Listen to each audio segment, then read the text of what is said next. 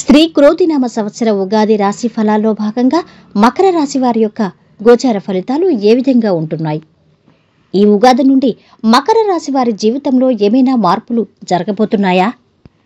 వారు చేసే వృత్తి, ఉద్యోగ, వ్యాపారాలు, వైవాహిక జీవితం, సంతానం, ఆరోగ్యం, అదేవిధంగా రాజకీయ నాయకులకు, కళాకారులకు, వ్యవసాయదారులకు, అదేవిధంగా వీరి ఆరోగ్యం ఏ విధంగా ఉంటుంది? ఎటువంటి శుభ అశుభ ఫలితాలు కలగబోతున్నాయి? మరిన్ని మంచి ఫలితాల కోసం మీరు ఏ దేవత ఆరాధన చేసుకోవాలి? ఈ పూర్తి వివరాలు వీడియోలో తెలుసుకుందాం. అన్నింటికన్నా ముందు మా ఛానల్ని మీరు మొదటిసారి చూస్తున్నట్టయితే గనక ఛానల్ని సబ్స్క్రైబ్ చేసుకోండి. పక్కనే ఉన్న బెల్ ఐకాన్ని యాక్టివేట్ చేసుకోండి. దీనివల్ల మేము చేసే ప్రతి వీడియో నోటిఫికేషన్ ద్వారా మీ దాకా చేరుతుంది. మకర రాశి వారికి అధిపతి శనీశ్వరుడు. ఇక మకర రాశి వారి యొక్క ఉగాది రాశి ఫలాలు ఏ విధంగా ఉన్నాయో తెలియాలంటే ముందుగా వీరి యొక్క గ్రహస్థితి ఏ విధంగా ఉంది తెలుసుకోవాలి. అతిపెద్ద గ్రహాలైన శనీశ్వరుడు, గురుగ్రహం, రాహు, కేతువుల పరిస్థితి ఏ విధంగా ఉంటుంది? ఎందుకంటే ఈ 4 రాశులని అత్యంత పెద్ద గ్రహాలుగా భావిస్తారు. ఈ 4 రాశులు ఒక సంవత్సరం పైబడి ఒకే రాశిలో సంచరిస్తాయి కనుక. కాబట్టి వీటి యొక్క గ్రహస్థితిని మనం ఆధారంగా తీసుకుంటాం. ఇక మకర రాశి వారి యొక్క గ్రహస్థితి ఏంటో చూద్దాం. రాశ్యాధిపతి శనీశ్వరుడు కుంభంలో స్థితి పొందుతున్నాడు. కుంభరాశిలో రాహు తృతీయ స్థానంలో స్థితి పొందుతున్నారు. మీనంలో కేతువు 9వ స్థానంలో కన్య రాశిలో స్థితి పొందుతున్నాడు. మకర రాశి వారికి గురుగ్రహం తృతీయ వ్యయాధిపతి అవుతారు. ఏప్రిల్ 30 వరకు మేషంలో ఉండి తదనంతరం మే 1 నుండి వృషభంలోకి ప్రవేశిస్తారు. గురుగ్రహం పంచమ స్థానంలో స్థితి పొందుతున్నారు. ఎప్పుడైతే మేషం నుంచి మే 1 నుంచి వృషభంలోకి అడుగు పెడతారో అప్పటి నుంచి నర్మదా నదికి పుష్కరాలు ప్రారంభమవుతాయి. ఈ 12 రోజులు కూడా అత్యంత పుణ్యకాలం అనే చెప్పొచ్చు. గురుగ్రహం అత్యంత శుభగ్రహం. ఇది వీరి యొక్క గ్రహస్థితి.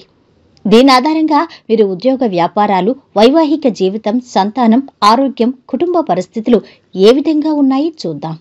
అయితే ఉగాది అనగానే ఆ సంవత్సరానికి వీరి ఆదాయ వ్యయాలు ఎలా ఉన్నాయి, రాజ్యపూజ్యం, అవమానం ఎంత అని ఆలోచిస్తారు. ఆ విషయాలు తీసుకుంటే గనక వీరి ఆదాయం 14 ఉంటే వ్యయం కూడా 14 ఉంటుంది. అంటే ఎంత ఆదాయం వస్తుందో ఖర్చు కూడా అంతే ఉంటుంది. ఇక రాజ్యపూజ్యం అంటే సమాజంలో వీరిని గుర్తించి గౌరవించేవారు 3 ఉంటే వీరిని అవమానించి అగౌరవపరిచేవారు 1 ఉంటారు. ఇది వీరి యొక్క ఆదాయ వ్యయాలు, రాజ్యపూజ్యం, అవమాన పరిస్థితులు. ఇక ఈ సంవత్సరం ఈ మకర రాశి వాళ్ళు చాలా పట్టుదలగా ఉంటారు. అన్ని శుభ ఫలితాలే ఉన్నాయి వీరికి. అయినా కూడా వీరికి ఏలినాటి శని జరుగుతుంది. 29 మార్చి 2025తో ఏలినాటి శని పూర్తవుతుంది. అంటే వీరు చివరి స్టేజ్లో ఉన్నారు. మకర రాశికి మేషం నుండి 10వ రాశి శని. శనిగ్రహం అంటే ఒక పట్టుదల, ఒక ప్లానింగ్ కలిగిన గ్రహం, ఒక పద్ధతి కలిగిన గ్రహం, ఒక పద్ధతిని, ఒక సిస్టమాటిక్ని సూచించే గ్రహం శనిగ్రహం.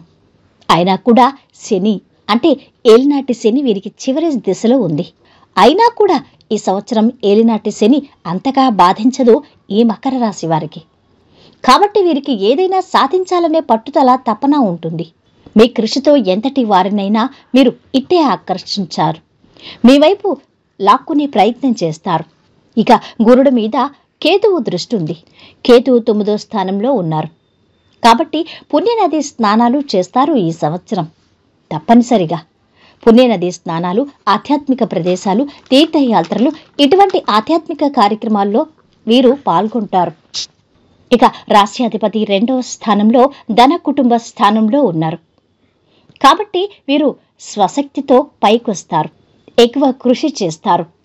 అంతేకాదు మకర రాశివారు ఈ సంవత్సరం 2024, 2025 మధ్య వీరు ఆస్తిపాస్తులు సంపాదించుకుంటారు. స్థిరాస్తులు వీరి పేరు మీద కొనుక్కుంటారు. మరికొంతమంది గృహ మార్పులు చేస్తారు. మరికొంతమందికి ప్రయాణాల్లో అసౌకర్యం ఉంటుంది. ఇక సోదరుల మధ్య వీరికి తగాదాలు ఉండొచ్చు. సోదరుల మూలంగా కష్ట నష్టాలు ఎదురవుతాయి వీరికి. ఇక మకర రాశి ఉద్యోగస్తులకు ఏ విధంగా ఉంటుందంటే ఉద్యోగస్తులకు బాగుంది. ద్వితీయార్థంలో మంచి శుభ ఫలితాలు ఉంటున్నాయి. ఉద్యోగస్తులకు ఆఫీస్లో వీరి బాస్ యొక్క మన్ననలు అందుకుంటారు. వీరి పనిలో ప్రతిభా పాటవాలు వెలికి తీస్తారు. సహోద్యోగుల గౌరవ మర్యాదలు పొందుతారు. ఇక ఐటీ కార్పొరేట్ రంగంలో ఉన్నవారు మంచి ప్యాకేజ్తో వీరి ఉద్యోగాన్ని మారుతారని చెప్పొచ్చు. అంటే మంచి ప్యాకేజ్తో వేరొక కంపెనీకి ఉద్యోగాన్ని మారుతారు. సంపాదన బాగుంటుంది. ఉద్యోగాల్లో ప్రమోషన్స్, ఇంక్రిమెంట్స్ ఉంటాయి. ఉద్యోగాలు లేని వారికి కూడా నూతన ఉద్యోగాలు లభిస్తాయి. అయితే మకర రాశి వారికి ఈ సంవత్సరం లేనిపోని అప్పనిందలు, మానసిక సమస్యలు ఎదురవుతాయి. వీరు ఏం చెప్పినా ఎదుటివారు వేరేలాగా అర్థం చేసుకోవటం ఇటువంటివి వీరికి ఉంటాయి. ఈ ఆగస్టు వరకు ఉంటాయి. ఇక వ్యాపారస్తులకు ఏ విధంగా ఉంటుంది?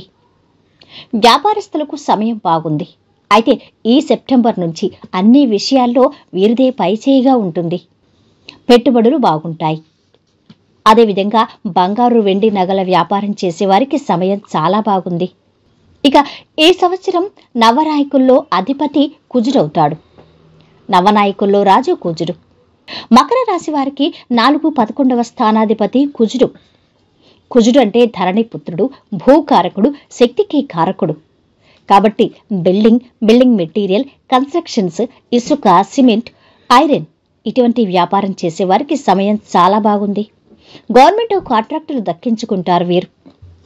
ఇక రియల్ ఎస్టేట్ వ్యాపారం చేసేవారికి కూడా సమయం బాగుంది. కుజుడు కారకుడు కాబట్టి. ఇక విద్యార్థులకు ఏ విధంగా ఉంటుంది? మకర రాశి విద్యార్థులకు గురుబలం ఉంది. పంచమ స్థానంలో మే 1 నుంచి గురుబలం ఉంది. అయితే ఆగస్టు తర్వాత వీరికి కొంత డైవర్షన్ ఉంటుంది. చదువు విషయంలో డైవర్ట్ అవ్వటం, జ్ఞాపక శక్తి తగ్గటం, ఫోకస్ తగ్గటం ఇటువంటివి వీరికి ఉంటాయి. అయితే సెప్టెంబర్ నుంచి వీరు మళ్ళీ గాడిలోకి పడతారు. గురువులు, తల్లిదండ్రులు వీరిని సపోర్ట్ చేయాలి, ఎంకరేజ్ చేయాలి. మొత్తానికి విద్యార్థులకైతే గురుబలం బాగుందని చెప్పొచ్చు. ఇక మకర రాశి స్త్రీలకు ఏ విధంగా ఉంటుంది? మకర రాశి స్త్రీలకు ఈ సంవత్సరం చాలా బాగుంది. వీరి మాట విలువ పెరుగుతుంది. సమాజంలో వీరికి గౌరవం ఎక్కువగా ఉంటుంది. అదేవిధంగా వీరి పేరు మీద స్థలాలు కానీ స్థిరాస్తులు కానీ కొనుగోలు చేసే అవకాశాలున్నాయి. సంతానాభివృద్ధి కూడా కనిపిస్తుంది. ఇక మకర రాశి స్త్రీలు ఎవరైతే ఉన్నారో వివాహాలు కాని వారికి ఈ సెప్టెంబర్ నుంచి అక్టోబర్ మధ్య వీరికి వివాహాలు కుదరడం, వివాహాలు జరగడం ఇటువంటివి కూడా జరుగుతాయి. ఇక ఆగస్టు నుండి స్త్రీలతో కొన్ని సమస్యలు కూడా ఉంటాయి ఈ మకర రాశి వారికి. ఇక సెప్టెంబర్ మాసం నుంచి భార్యాభర్తలు అన్యోన్యంగా జీవిస్తారు. ఒకరికి ఒకరు అన్నట్టుగా కలిసి ఉంటారు. ఏదైనా ఆర్థిక సమస్యల వల్ల కావచ్చు, లేదంటే ఇతరత్రా ఉద్యోగరీత్యా వేర్వేరు ప్రదేశాల్లో ఉన్నవారు ఇప్పుడు కలుసుకుంటారు. ఇక వ్యవసాయదారులకు ఏ విధంగా ఉంటుంది? వ్యవసాయదారులకు ఈ సంవత్సరం 2 పంటలు ఉంటాయి. కానీ 2వ పంట దిగుబడి మాత్రం ఎక్కువగా ఉంటుంది మొదటి పంట కంటే. ఈ సెప్టెంబర్ నుంచి వ్యవసాయదారులకు అనుకూలంగా ఉంది. ఇక చేపలు, రొయ్యల చెరువులు వేసేవారికి పరిస్థితి బాగుంది. పౌల్ట్రీ రంగంలో ఉన్నవారికి కలిసొస్తుంది. ఇక రాజకీయ నాయకులకు ద్వితీయంలో శని ఉంది. శని బలం మెండుగా ఉంది. రాజకీయ నాయకులకు ప్రజల్లో చొచ్చుకుపోతారు. మంచి పేరు ప్రతిష్టలు సంపాదించారు. ప్రజలతో మమేకమై మంచి కార్యక్రమాలు చేపడతారు. ఇక సెప్టెంబర్ నుంచి సంతానానికి మంచిగా ఉంది. సంతానం లేని వారికి ఈ సెప్టెంబర్ నుంచి సంతానం కలిగే అవకాశాలు కనిపిస్తున్నాయి. ఇక వీరు చేయవలసిన పరిహారాలు: రాశ్యాధిపతి శని జూలై నుంచి నవంబర్ మధ్యలో వక్రీకరిస్తున్నాడు. ఆ సమయంలో వీరికి కొన్ని అనారోగ్య సమస్యలు, అవేంటంటే మోకాళ్ళ నొప్పులు, కీళ్ల నొప్పులు ఇటువంటివి ఎక్కువగా ఉంటాయి. ఎక్కువగా అలసిపోవటం, ఏవైనా పనులు తొందరగా జరగకపోవటం, వాయిదా పడడం ఇటువంటివి జరుగుతాయి. కాబట్టి శనిగ్రహ స్తోత్ర పఠనం చెయ్యాలి.